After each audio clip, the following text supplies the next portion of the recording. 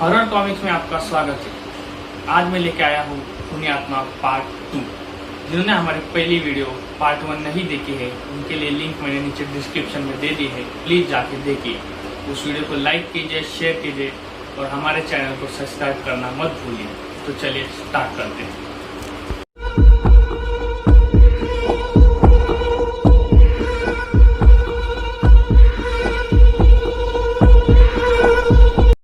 अरे नहीं यार, बस ये दीवार गिर गई है, उसे बनाना है। लेकिन जैसे ही दीवार ठीक करने गणेशी लाल अपना हथौड़ा उठाता है, मुन्ना की आंखें चमकने लगती है और गणेशी लाल बाकी दीवार भी तोड़ने लगता है। अशोक उसे रोकने की बहुत कोशिश करता है, लेकिन गणेशी लाल उसे धक्का देकर दूर धकेल देता है और अपना हथौड़ा उठाकर अपने ही सर पर मारना शुरू कर देता है। फिर वहां पर रखी छैनी उठाकर अपने सर पर रखकर वह हथौड़े से छैनी को ठोकने लगता है, जिससे उसकी मौत हो जाती है। बाहर आकर मुन्ना सब मरेंगे, ऐसे ही मरेंगे कहकर हंसने लगता है। गणेशी की लाश को भी वहां से हटा दिया जाता है। रात को नीलम बाथरूम में मुंह हाथ धोने के लिए नल शुरू करती है और वह पानी की जगह खून बहने लगता है। आईने में उसे एक भयानक चेहरा दिखता है और डर के मारे वो बाहर भाग जाती है, लेकिन मुन्ना वही खड़ा होता है। जब वो अशोक को वहां लाते हैं तो वह सब कुछ ठीक ठाक था। अगले दिन वहां बाबा गोरखनाथ आते हैं। अशोक और नीलम उन्हें बचाने की बहुत प्रार्थना करते हैं और गोरखनाथ उन्हें हवन का इंतजाम करने कहता है। कुछ देर बाद हवन की तैयारी पूरी हो जाती है। फिर बाबा मंत्र पढ़ना शुरू करता है। मंत्र पढ़ते ही खोपड़ी हवा में मंडराने लगती है। फिर वो एक दुष्ट आत्मा का आह्वान करता है। तभी मुन्ना की आंखें अचानक चमकने लगती है और उनसे निकली अदृश्य आग से खोपड़ी जलकर राख हो जाती है। तभी हवन कुंड से आग की लपटें निकलकर बाबा के शरीर को घेर लेती है। बाबा शरीर में लगे आग से बचने के लिए इधर उधर भागता है। अशोक जल्दी ही आग बुझाने के लिए उस पर पानी डालता है, लेकिन तब तक बाबा की मौत हो चुकी थी। महाराज गोरखनाथ का क्रियाक्रम कर अशोक थका हारा घर आता है। वो नीलम को खाना परोसना कहता है और जैसे ही वो एक खाने का निवाला अपने मुंह में डालता है, वो उसे थूक देता है, क्योंकि वो निवाला नहीं बल्कि बालों का गुच्छा था। अचानक खाने की प्लेट में छिपकली और कॉकरोच आ जाते हैं। ये देख अशोक थाली दूर फेंक देता है। रात को सोते वक्त अशोक और नीलम घर छोड़कर शहर जाने का फैसला कर लेते हैं और उस रात उनको भूखा ही सोना पड़ता है। रात को अचानक नीलम की नींद खुल जाती है।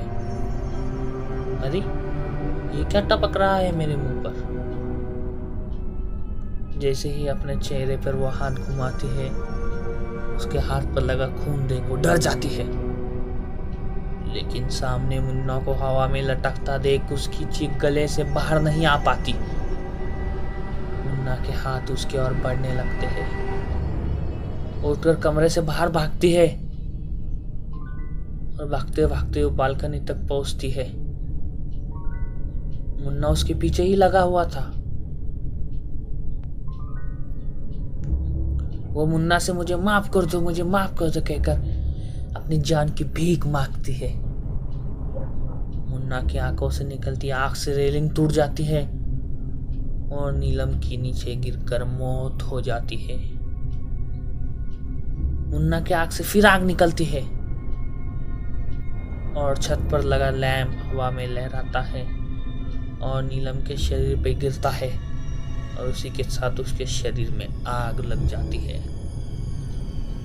अशोक अचानक मुन्ना के पीछे पहुंचकर मुन्ना को मारने के लिए कुल्हाड़ी उठाता है। तभी मुन्ना तेजी से पलटता है और उसकी आंखें चमकने लगती है। कुल्हाड़ी हवा में घूमकर पहले अशोक का दायां हाथ फिर बायां हाथ काट डालते हैं।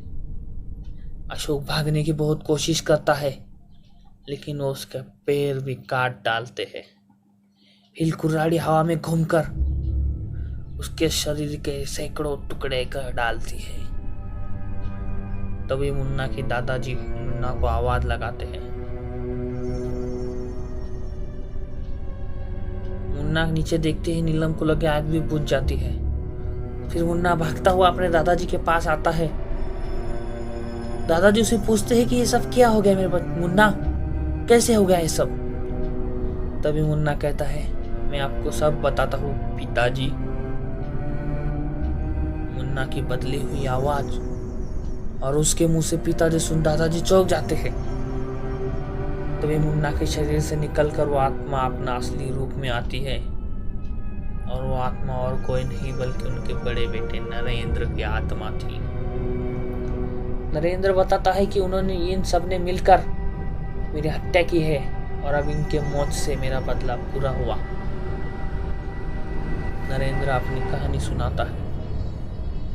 ये घटना की शुरुआत 6 साल पहले हुई, जब उसका छोटा भाई अशोक उसकी बीवी नीलम से प्यार करने लगा था। नीलम भी उसे चाहती थी, लेकिन नरेंद्र के जिंदा रहते उनका मिलना मुमकिन न था। अशोक एक प्लान बनाता है जिसमें नीलम हंसी खुशी तैयार हो जाती है। अशोक ने अपने प्लान में माया को भी शामिल कर लिया था। माया नरेंद्र को रोज दूध में जहर मिलाकर देने लगती है, जिससे नरेंद्र बीमार पड़ जाता है और एक दिन जहर से उसकी मौत हो जाती है।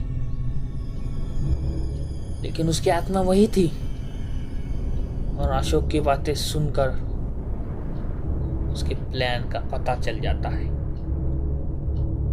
अशोक ने गणेशी लाल को बुलाता है और रामधन की मदद से नरेंद्र के शरीर को आखिरी कमरे की दीवार में चुनवा दिया था।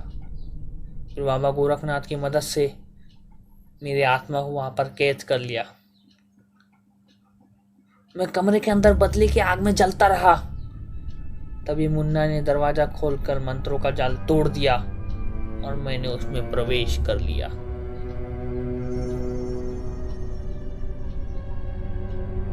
उनके साथ रहकर मुझे पता चला कि मुन्ना मेरा ही बेटा है और अशोक ने नीलम से शादी कर ली है। तभी मैंने सबसे बदला ले लिया।